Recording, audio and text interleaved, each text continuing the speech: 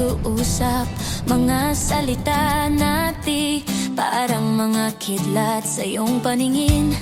Ako'y isang halimaw na sumira sa mundo mo. Wala